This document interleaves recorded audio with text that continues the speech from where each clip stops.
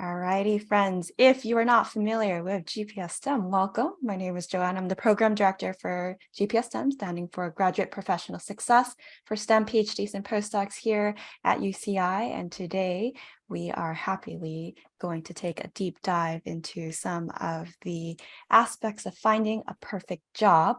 But before that, if you have not heard, we are having a career transition series. So this is just the start of our series. For folks who are in PhDs and postdocs who are looking to move on to their next path. And that starts today with finding the perfect job, moving on to sort of the back end of the hiring side, as well as how do you actually do your resume? How do you make it tailored? How do you use applied networking to get to your next steps?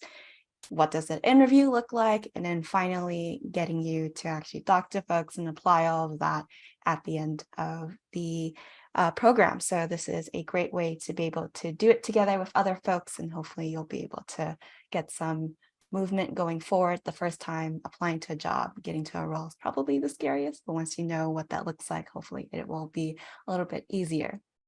Some other events that we have going on, if you want to check out, they are all on our website.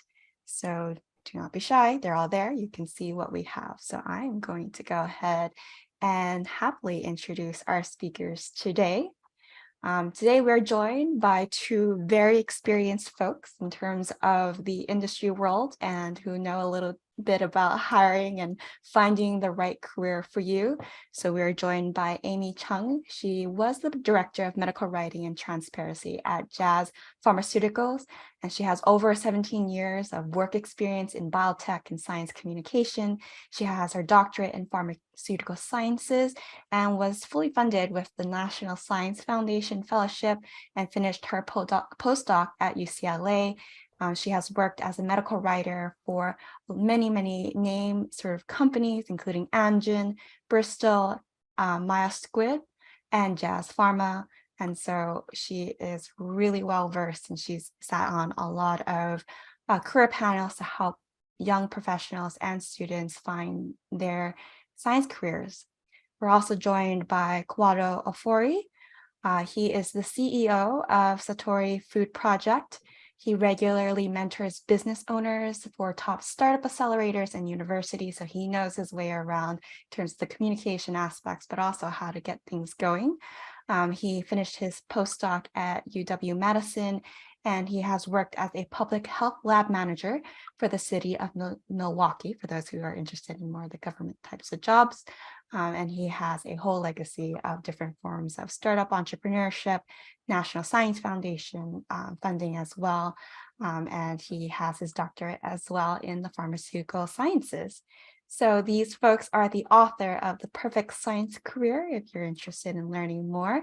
And please get connected with them. I'm going to go ahead and stop sharing my screen and pass it to Amy and Joe for today. Thank you so much, friends. Thanks so much, Joanne. I never realized how old and experienced and seasoned I feel until I go through these like intros. I'm like, wow, I've been around for a while. But yes, and with that, we have a lot to share, and we've had some successes and failures that make real sense in hindsight. So we're really excited to share all that we've experienced with you today. So Joanne, I think I will just go ahead and present my screen. Audio is a little choppy. I don't know if you have any magic you can work to help with that, but just wanted to note that. Uh-oh. Is that any better? I may need to turn my camera off. A little bit better, but okay. We can understand. Okay, let me know if it gets choppy again, and let me try turning my camera off if it continues to go that route. Okay. So welcome everyone. I hope you can all see my screen, correct? Yes, okay. So we're really excited to share the Perfect Science Career with you today. And as Joanne mentioned, a high brief level overview of our backgrounds is, as of about a week ago, I was the director of medical writing at Jazz Pharmaceuticals. I had previous roles at Amgen, Bristol Myers-Squibb, Celgene, and Edwards Life Sciences, which is also in Irvine as well. So lots of seasoning along the way to share. And I have my PhD from UW-Madison in Pharmaceutical Sciences, and that's where Kwadwo and I met. And with that, I'll hand it over to Kwadwo to give a high-level overview of himself as well. All right, thank you, Amy. Yes, so I'm Kwadwo. I go by Joe, and yeah, like we met at Madison, and then since then we've just really been talking about a lot of things that have happened in terms of our career. Right now, I run a company, Satori. All right. Wait, I accidentally pushed that. Sorry, I meant to spotlight you. That's all good. Yeah, it's like, yeah, I run Satori Food Project, and so pretty much it's an initiative to try to create foods that are all for mental health and fortified for mental health. So the way we describe it is like if you think of Atkins, you think of weight loss and programs for that. We want to do the same thing for mental health as well. And so I have my PhD in pharmaceutical sciences, and then from there, met my wife and came to Milwaukee, Wisconsin. So it's been interesting because from my career, location was very important.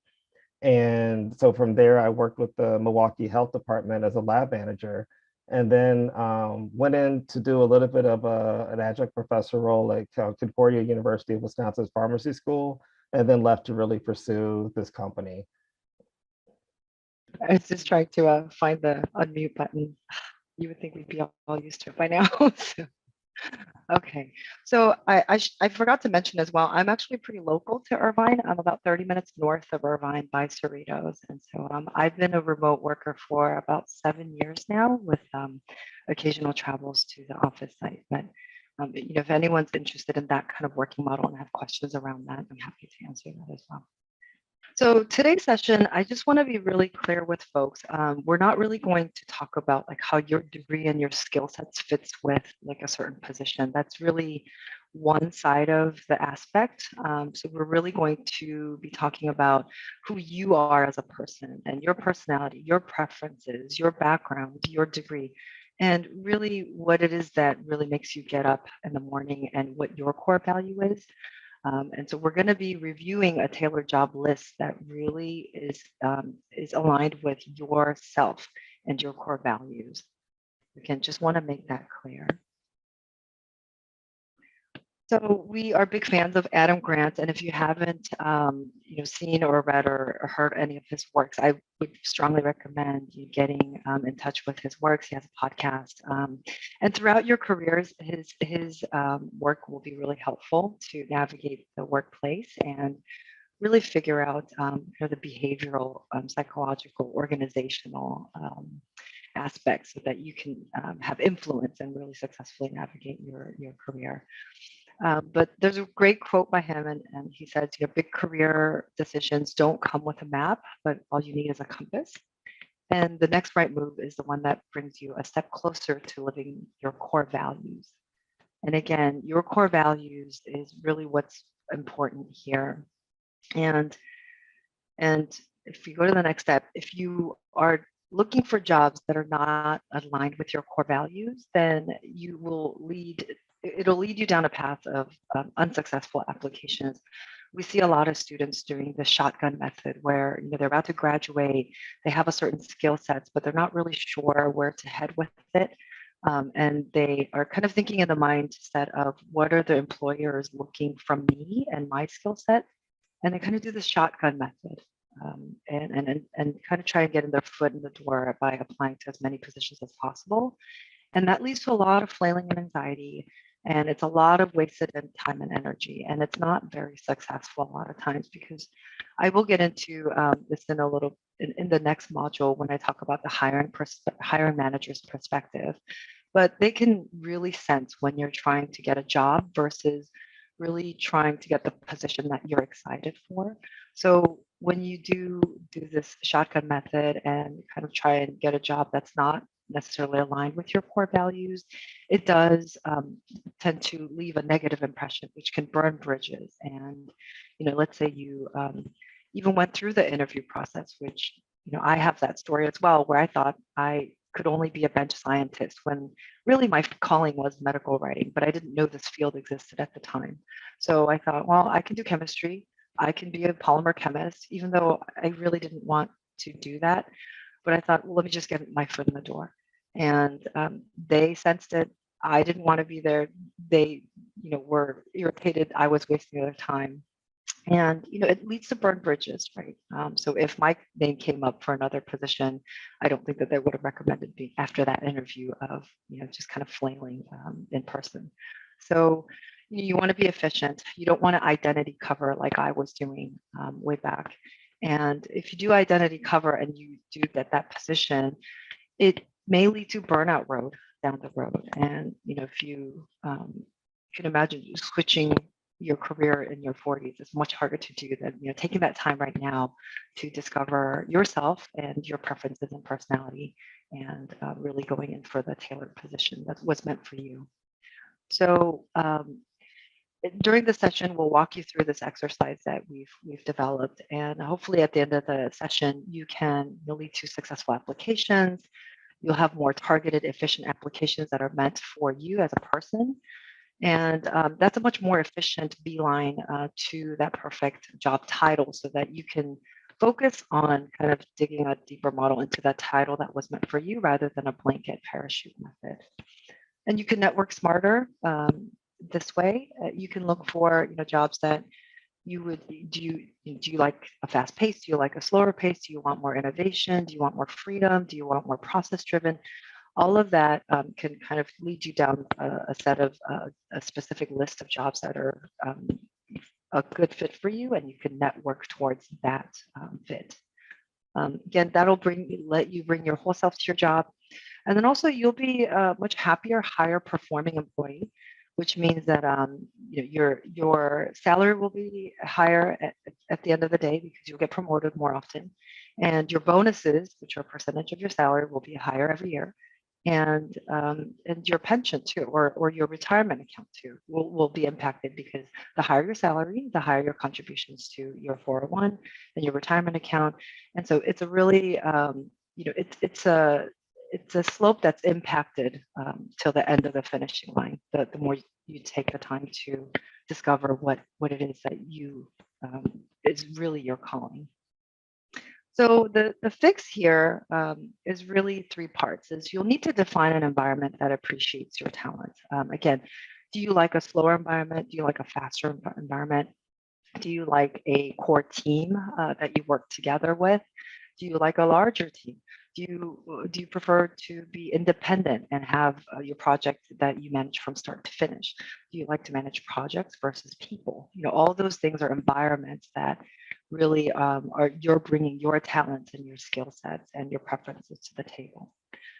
Then you'll want to select a job title that piques your interest. And we'll go through this during the activity, but there will be some titles that stand out to you that you really are really excited about the prospect of exploring.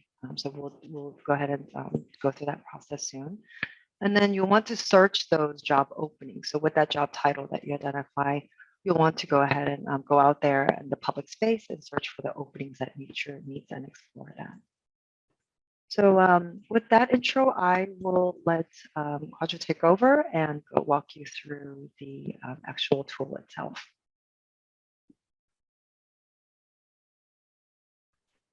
Hey, thanks, Amy. Yeah. So what we did is that I could just tell you a bit of a story about how we came up with this.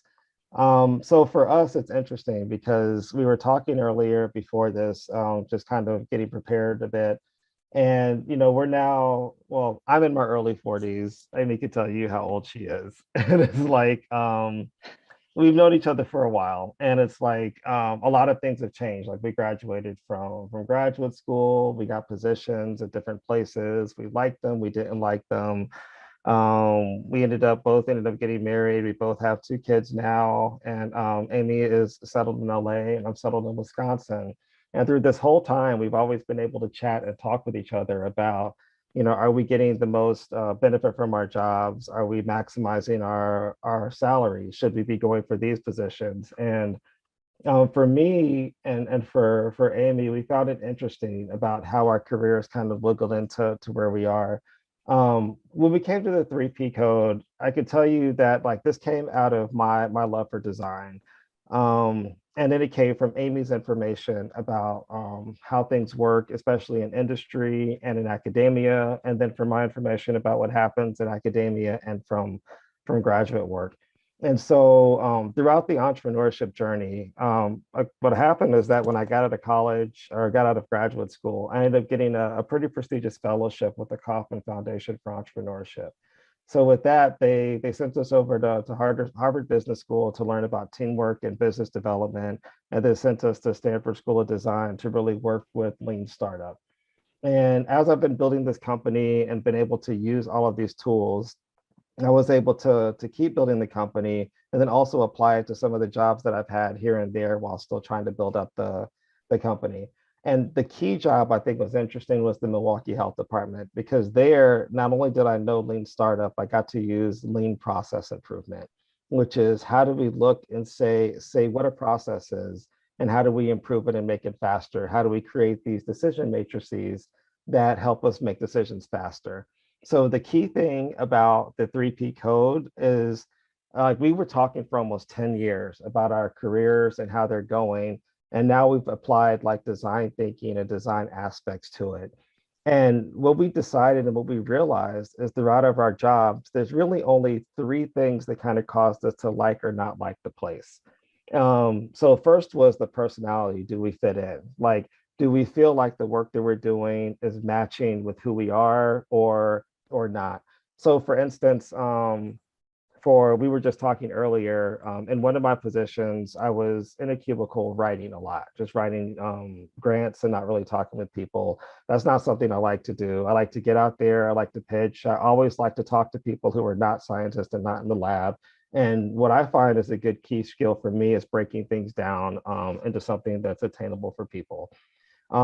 Position, we talked about the positions we liked, the positions that we didn't like, which were pretty much like what's the daily work. I mean, it could be nice to say I'm a scientist at Pfizer, or I'm a medical writer at AstraZeneca, but then if you don't like the work, like what Amy says, by the time we get to these ages, like it'll burn out because it's not true, and it's like everything that you're doing is going to be effort versus waking up in the morning and know that you're going to crush it. And then the last thing was the place. Where are we working? Do we like working in academia? Do we like working in government? Do we like working in industry? And because we've been in all of these different places, at first we thought of it as just like different jobs, like different places that are kind of going towards career. But as we kept talking, we started thinking, man, there are ways to group these things together and put them into matrices. And so during my entrepreneurial journey, I always knew that there could be some point in time where I'm going to have to wind this down and say I'm going to have to go into a career. Everybody doesn't, make it on the cover of Inc. magazine. And so with that, I was like, okay, I always had that in the back of my head. Like, what am I gaining? What are the things I like to do as I'm pitching to these investors, as I'm, trying to figure out how to use an app to sell things on Amazon or stuff like that. It's like, what are the things I like to do? What are the things I don't like to do? How can I package this into something so that when if I happen to go back into the career or workplace, I know who I am and I know how I can immediately add value. And so what we figured out is that we just stack these different decisions, that if you go through these three different decisions, you have a pretty good shot at knowing who you are. And then we spent a long time, I think it was probably like a whole, maybe 9 months to a year, looking through all of the job titles that we possibly could for people coming out of graduate school, especially people in the biomedical sciences. At first, we thought we were going to do something more general with anybody, but then it turned into like, we have a unique space that we operate, so we know our lanes. And we put together a whole job list of all the jobs possible, and we just started moving them around. This would be good for somebody who gets this code. This would be good for somebody who gets that code. And we just kept moving it and moving it around into a tool that you'll be able to use today to be able to find a list of jobs, like over 10 jobs that would be great for you in like 5 minutes, which is longer than it took for me to introduce this. So Well, less is less time, shorter. So with that, we can go to the next slide. And the first thing we decided was the personality. And so with that, we just started looking at personality tests, right? And we looked at Myers-Briggs, we looked at 16 personalities, which is based on it, the color codes, all of these different ones. And we just pretty much broke all of them down and said, how do we stratify this into a choice, right? And there's one thing I want to make clear about the 3P code is that it's designed to put you into a box that you can explore within that box successfully and have the best chance of having a successful career. And so just like when it comes to biochem or anything, where garbage in, garbage out, if there's gray area, if you put gray area in and say, sometimes I feel like this and sometimes I feel like that, you're going to get gray out. Like this is designed to really push the decision. And so when we look at the personality, we took all these personality charts and we said, okay, can we put this into some type of figure? And we did. We were able to put it into like the decision matrix, which on the x-axis you see how you interact with your coworkers. How do you think that they should work around you? And on the y-axis is how do you like to work? And so what we had is a eureka moment, which was like, it really just comes down to whether you're someone who likes order and structure, or you're somebody who likes freedom and autonomy. This came a lot from experiences. For me, I was working in government, which is a very ordered and structured place, but I'm an entrepreneur, which I like freedom. I like to be able to go after stuff. And so there's a lot of times I kept hitting those boundaries, all the time, because it's like, and not understanding why. I was trying to figure out like, why aren't they appreciating my initiative or value or things like that? And it's because that's just not a place, where it would be appreciated, at least in that role that I was in, which we'll explain later as we go forward. And so with the first part of it, we looked at personalities, we really broke it down into you want freedom, autonomy, or you want order and structure. You want other people to have freedom, autonomy, you want other people to have order and structure. And when you look at that framework, a lot of people would say, well, everybody should be able to do what they want to do. But, in our heart, we don't really believe that, right?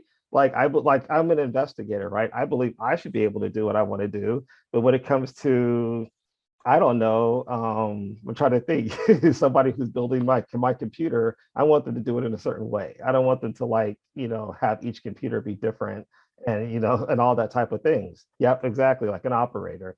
And then it goes again where when we did this, we found out Amy's a diplomat, where like you like things when they come into your personal space, you like them to be ordered and structured, but anybody outside of your personal space can do whatever they want to do, And so it's like, that is, and that's something that it was hard for us to do, because we always want to say, I'm a little bit this and I'm a little bit that. And we just kept on pushing it out till it just came to these four. And so we can go to the next slide, which is after the personality. The key thing was to look at your position. And so going through a lean startup and going through entrepreneurship, lots of reading books, lots of blogs, TED Talks, you name it, I've seen it, right? And so, and been inspired by it, right? And so with that, I remember when I was first coming out of undergrad college, there was a really popular book out there called The E-Myth, where they were talking about why business people fail or succeed, especially when they're going on an entrepreneurship track of trying to build their own company. And it was, I can't remember where he's from, but he's an academic from somewhere. And what he said was that people are working in the wrong positions. So there's always this famous allegory of the baker, right? Somebody's baking cakes and they're just like, and then their friends are like, wow, you're a great baker. You should open up a bakery, right? And it's like there's very different, two very different things of being a great baker and running a bakery. And so the baker decides to do it. They go and open a bakery and they find it completely burned out. They don't want to do the taxes. They don't want to have to hire and manage people. They just want to bake, right? And then their business will close down because they're trying to do planning roles or managing roles where they should be a builder. I kept that with me for a long time. And I've noticed that in the workplace, you can categorize people into these three different things. Every time I see somebody, it's like, oh, they're a builder. They like things to happen a certain way, an operator. The example I give is your lab manager. So it's like if you're in the lab and, well, no, sorry, it wouldn't be that. Who would it be? A builder. So there's always in every department, there's an old person who has been in the department for 20 years as a tech and has been working there and loves it, right? So whenever you need to figure out how to put together a CRISPR assay, or you need to figure out how to put together a Western blot or something, there's somebody in the department who you know to go to. They love doing it. They're always doing IHC staining or something like that all the time. They love it. And then the manager, these are people, right? They love managing people. They love to be a part of the team and achieve a goal. And then you have a plan. So that's the person who I would say it's like the postdoc or the lab manager who, like, if you're having a hard time with an assay, they're like, here, let me help you, right? There's always that person who you know is just this genuinely kind person who loves to help people and see them succeed, right? So if you put them into a role where they're not around people, they're not going to be happy. And the last one's a planner, which is mainly someone who's always coming up with ideas, right? So that's your friend at grad school or your friend at your postdoc or at your job who is just like, hey, I've got an idea for a new way to cure lung cancer. Or, hey, what if we, did this clinical trial in this way? They're always like starting those discussions. That would be the planner, And so we've always been able to figure out, like, at least in our experiences, that you can always place people, generally into these positions. Can a builder be a manager? Sure, but it'll drain them. Can a manager be a planner? Sure, but it'll drain them, right? And we're looking for things that build you up and create energy, mainly because if you're like what Amy was saying, if you're doing the compound interest and you want to make sure that every year builds on each other, like financially, professionally, and just happiness wise, that next year is going to be happier than this year, then you need to be on an upward trend, right? And so in order to be in an upward trend, you need to be expending less energy as you get closer to your North Star. Where else, what's happening, especially in a lot of technical roles, is there's a ceiling, right?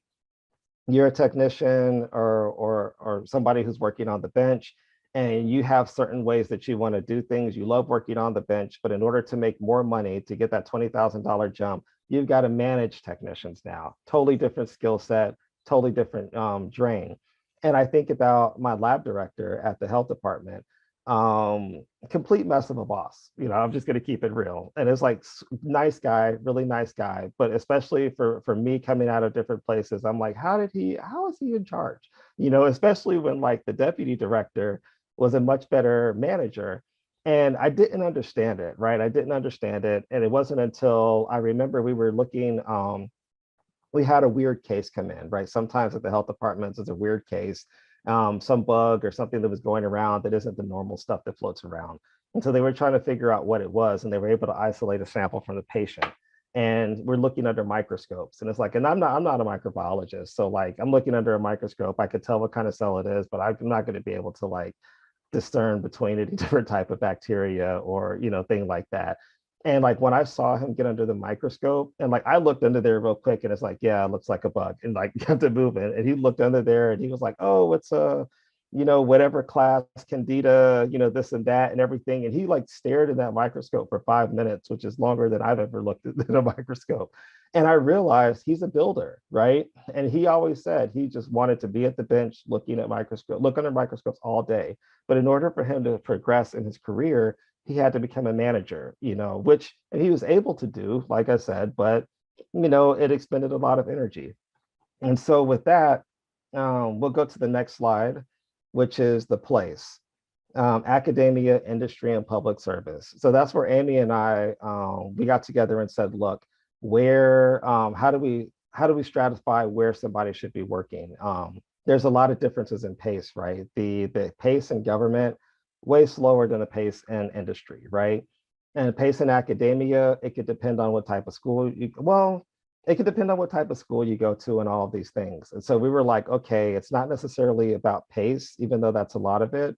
Money, everybody's like, oh, you go into industry to make a lot of money. It's like, you can make a lot of money in public service too. You can make a lot of money in academia. And all of your money doesn't have to come from one place, right? So with that, we stratified it into academia, which is focusing on gaining on sharing and knowledge, industry, which is focusing on resources and products, and public service, which is focusing on the community and impact. And we were able to really stratify those three into something for people to make a choice. And so we can go to the next slide. And we put them all together. And I just wanted to explain a little bit about, I guess, what's going on here. So with academia, a lot of times I think in graduate school, we're thinking of academia as in the professor, the PI, right? But academia is very large. It's a large organization, and the PI is a small part of it. As we see here, we tried to create as much of a world as possible of all the different things that happen in academia. And the three key things that we could think of when we break things down, using Lean was there's a part that's looking for knowledge, there's a part that's looking to develop talent, and there's a part that's managing their brand.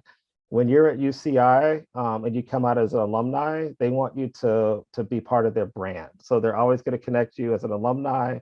They're always, always going to make sure that they put out great talent, because they want to make sure that when somebody goes into industry and they see somebody from UCI, it's like, oh, we know them, they're good, right?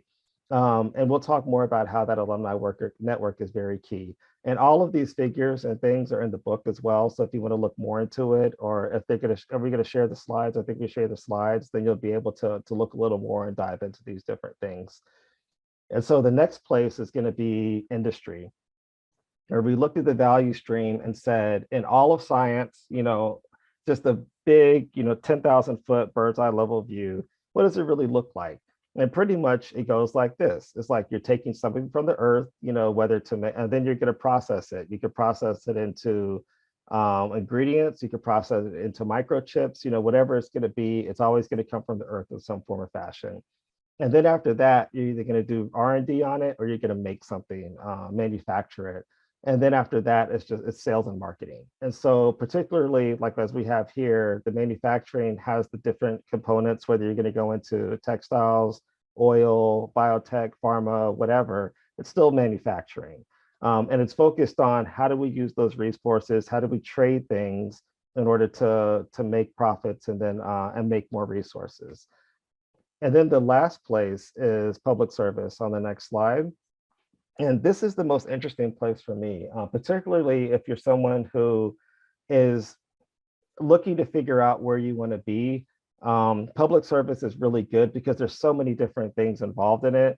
Like we said, you have State Department, White House, you have public health, Veterans Affairs, and all of them have needs for biotechnicians, for engineers, for writers, for all of these different things. And so a really nice way to kind of build up that first CV part we were talking about is going into public service. And I'm not trying to what do you call it, pump it up. It's always up to you. But we found that a lot of people are able to go into public service and be able to figure out what's going on. Oh, all the public services on the East Coast? I think they're coming up with a lot more remote jobs these days. I would look into that. And so then the next slide, public service also could be at the federal level or at your local level or the state level. So if you're in California, the state level has a lot for you as well. So I wouldn't necessarily only look at the federal level. And then in LA, I think the FDA is located in Irvine too. So I would look into that. Yeah. Okay, cool. We have a branch there. For sure. And this is all public service. Another thing too is that if you have student loans and you have 10 years of public service, they pay those off too. 10 years seems like a lot, and it is a lot, but especially if you're in the wrong place, right? So make sure that it's the right place for you. So we'll go to the next part. All right. So then if we're putting together the 3P code, we want to stack those decisions into a framework that actually works. And so we start off with the personality, the position, and the place. And then that becomes what we call the 3P code. We wanted to make sure it was something simple and something that can be shared. And so at the top, we have your diplomat, who is your investigator, your pioneer, and your soldier.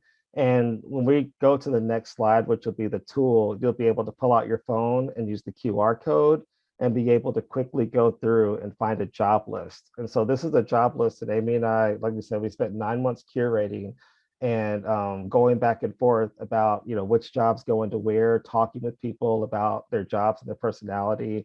and getting to that. So we're going to take maybe like what, 30 seconds to 1 minute. What do you think for people to figure out their job list? Or people could just tell us when they're done.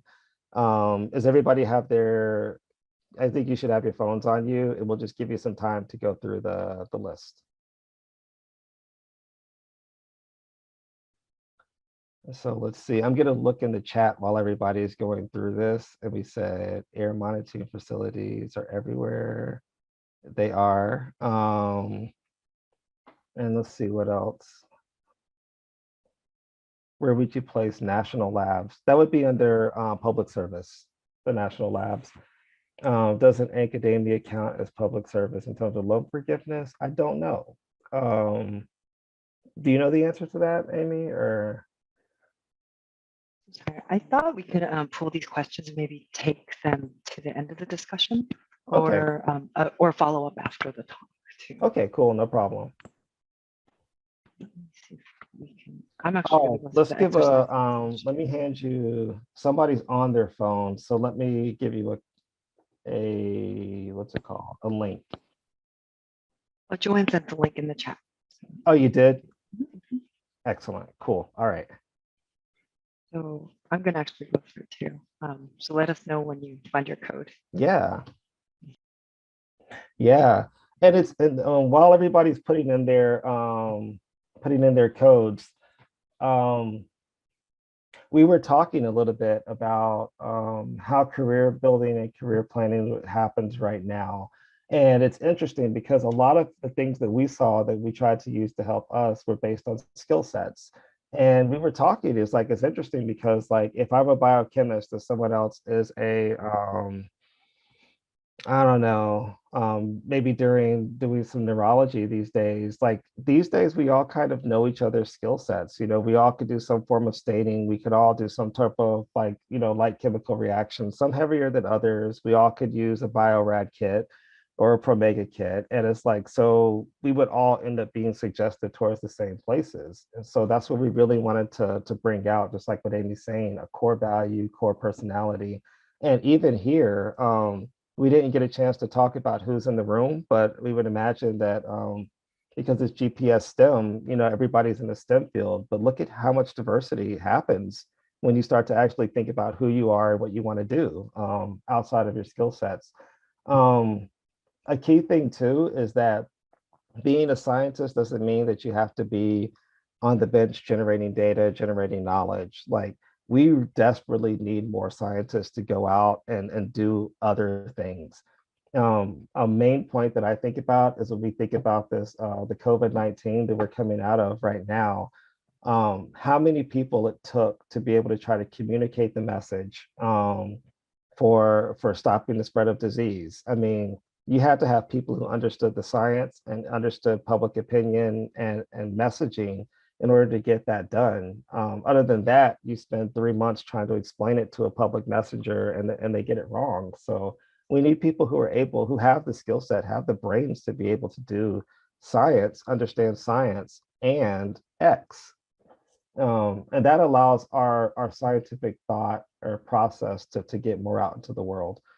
I think we have a lot of the 3P codes in right now, and I'm sure everybody's going through the list and checking everything out.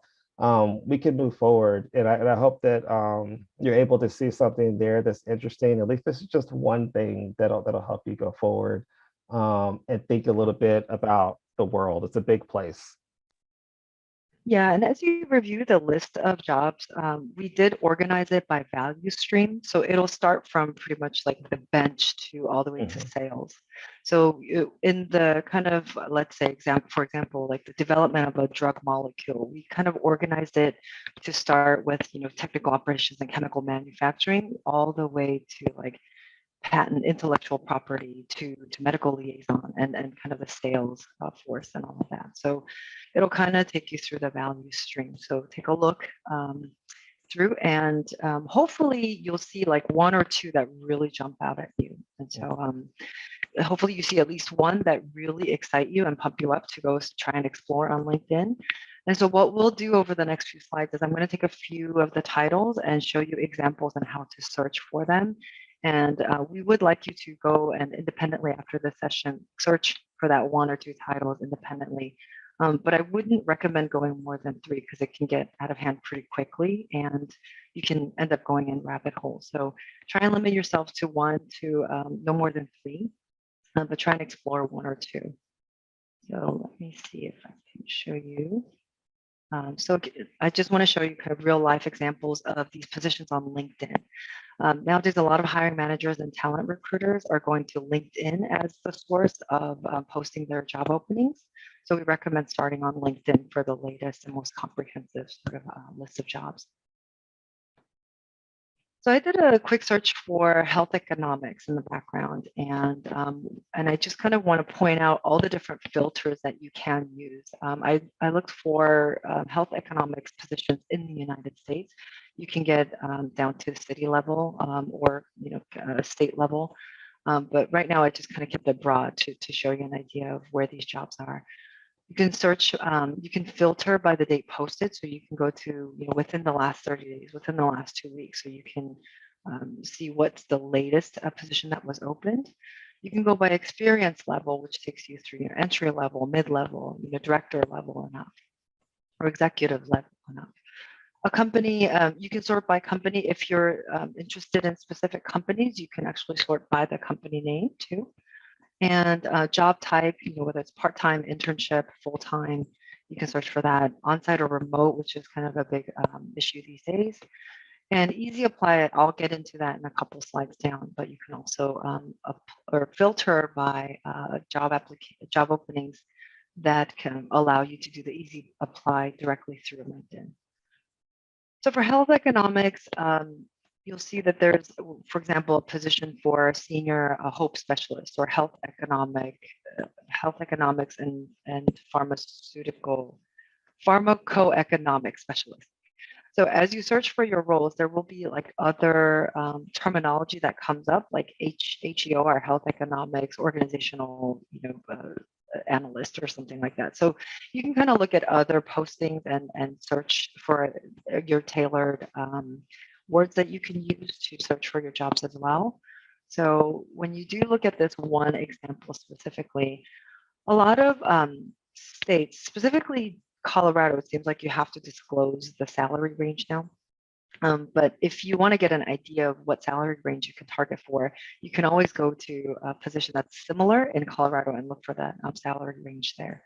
And then that'll give you kind of leverage to negotiate down the road, but also give you an idea of what to expect. Second row here, it tells you the number of employees in that company. It tells you if it's small or mid-size or large size. Most importantly, you want to look at your connections through LinkedIn, whether they're first or second connections, or they're your work experience alumni or their school alumni. It's always better to go through somebody that you know than to kind of blindly just cold apply. So you'll want to take a look at your connections to that role. Another example, again, I filtered by entry level position for intellectual property, just to give you an idea of a different field. And again, it shows you sort of the number of employees, the number of connections. And then something that wasn't in the last position, but in this position is that easy apply button.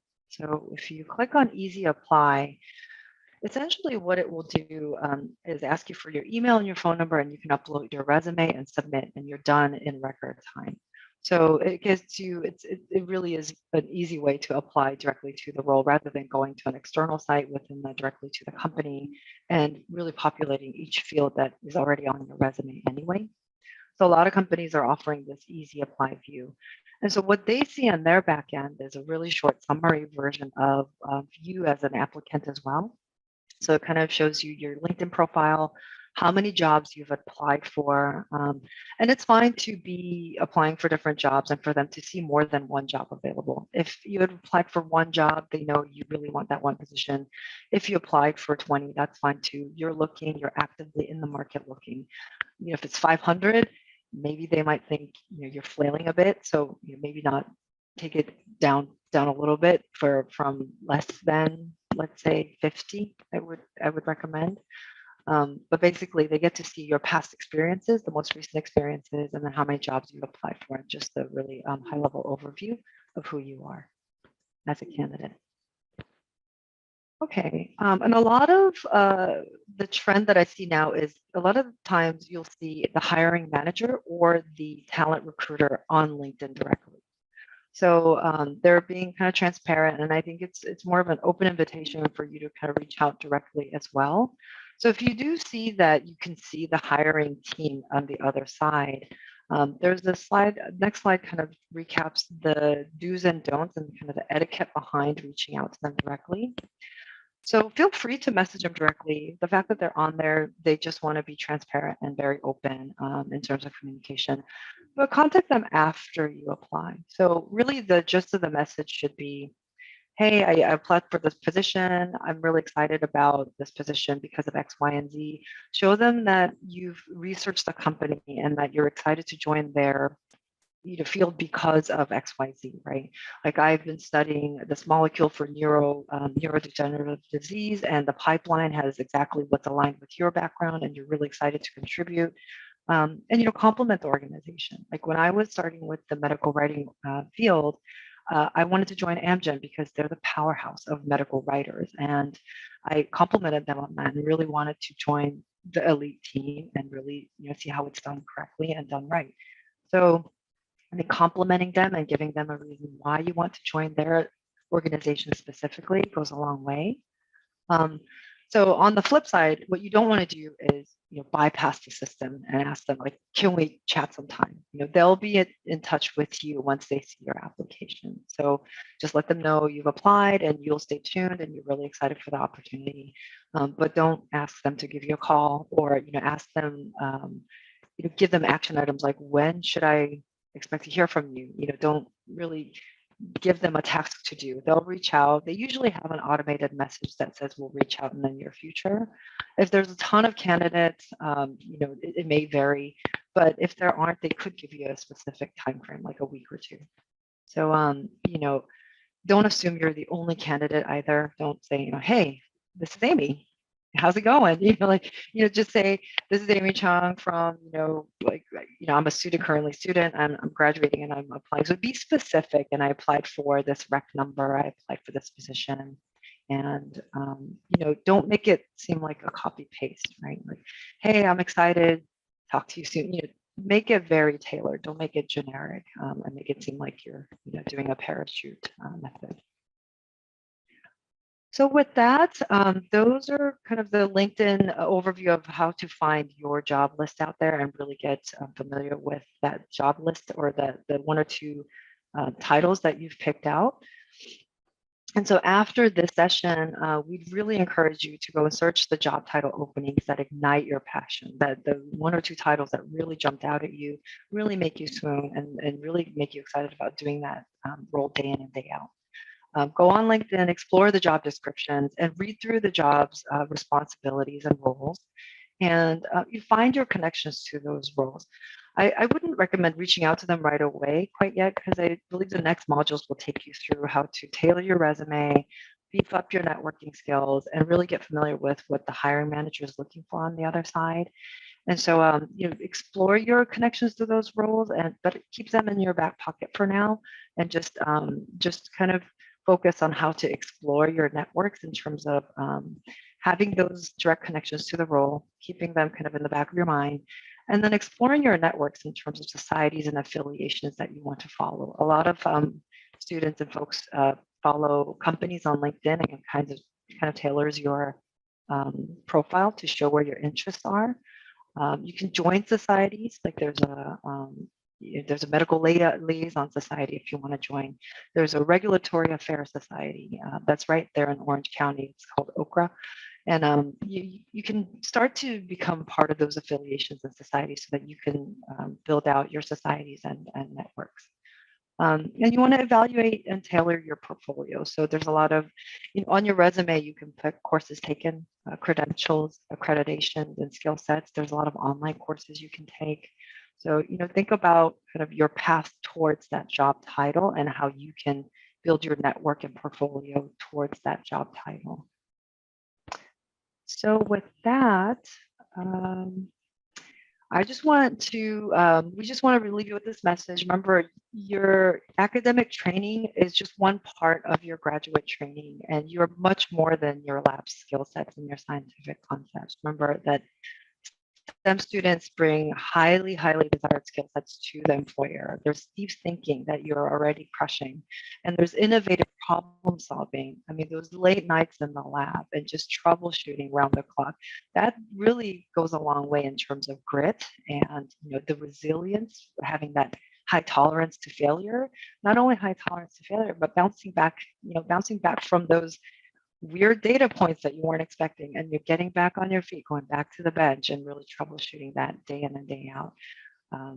And tackling deep, steep learning curves. That's one key asset that I think PhDs bring to the employers that a lot of other employers don't have. We get thrown in the deep end, we figure it out, we troubleshoot problems, and learn how to bounce back. So those are all skill sets that are proven dedication and commitment, and a testament to all the skill sets and the grit that you bring as a person.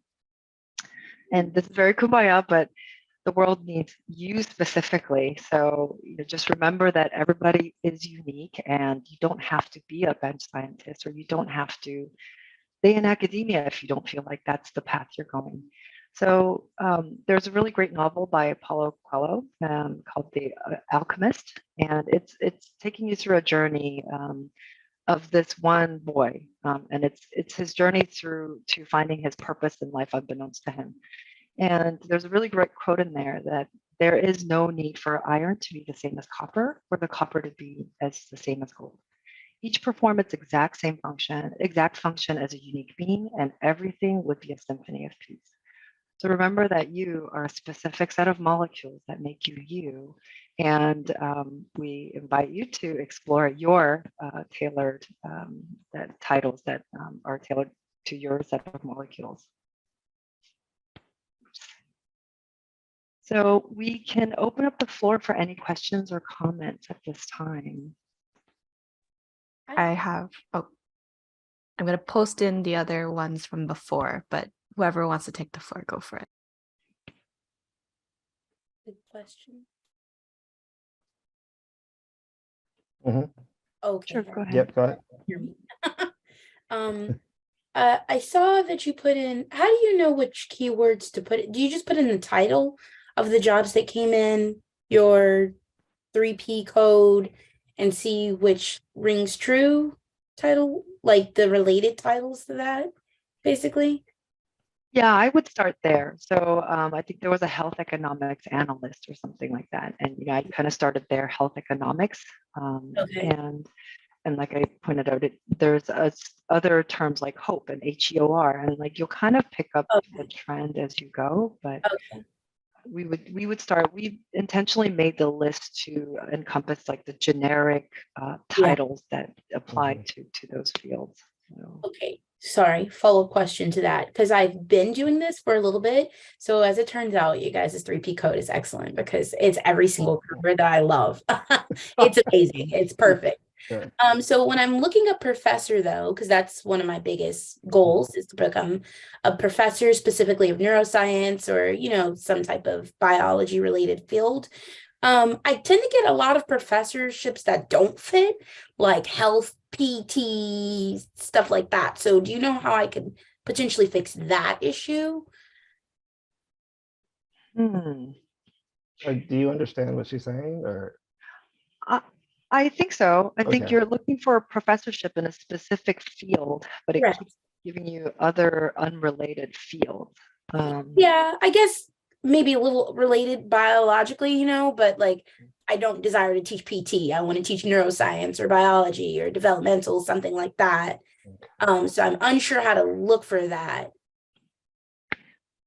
Type that all in, see what happens. Okay, cool. Yeah, thank you. Yeah, no problem. I don't I'm know trying to there's a think way to about that. exclude. Yeah. Yeah, one thing that we have is that like we know that this is a framework, and so we've had people find success in terms of operationally around, but then every now and then, like you were saying, if something pops up like that, we're going to write down the note and then see if there's a way that we can address that so that everything runs smoothly. That's me being a process improvement geek. So thank you for that comment. Cool. Yeah, and we'll make sure to get to it. So once you get into there, how do we specify on LinkedIn? We'll look for that. All right. Yasmin also has hand raised. So yeah, go ahead. Hi there. Thank you so much for sharing. So you mentioned the OKRA, the Orange County Regulatory Affairs. So is that something, and you mentioned that we should start, kind of involving ourselves so that we can make those connections. Would you say that that's something that is openly open, I guess, to graduate students, or more so for people who are already inside the, the field? Oh, they're absolutely open. Yeah. I think Joanne is very excited about Okra as well.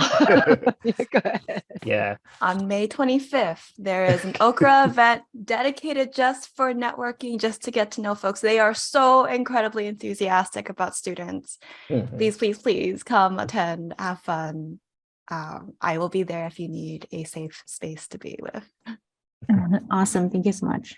I can tell Yeah. you, I joined Okra in the beginning of my career, and I still am part of it and know people through Okra that I meet at random conferences. So start joining those networks now. Thank you. Yeah. And also, I just want to say that like your time as a student now is like the golden time. Like people love talking to students. You could always you could almost immediately email or LinkedIn message someone, hey, I'm a student at UCI. I'm interested in your job. Like they are going to respond because when you get into different fields and stuff, people aren't necessarily like asking you questions anymore. You're there to perform. So like use this time now as a student to do as much networking as possible. You're going to find it so much easier to network as a student. Like, yeah, for real. Thank you. Thank you. I just want to do a time check. I know we're a minute over. And Joanna, I wonder if we can pull the questions and try and address them offline and get back to the students individually. But you can also reach out to us through Joanne. I think our contact info is in the part of the introduction as well. But, yep, and we're pretty active on LinkedIn, so yeah. Alrighty, Cool. friends. Sounds great. Thank you so much, everyone. Can you please give them a round of applause in your Zoom?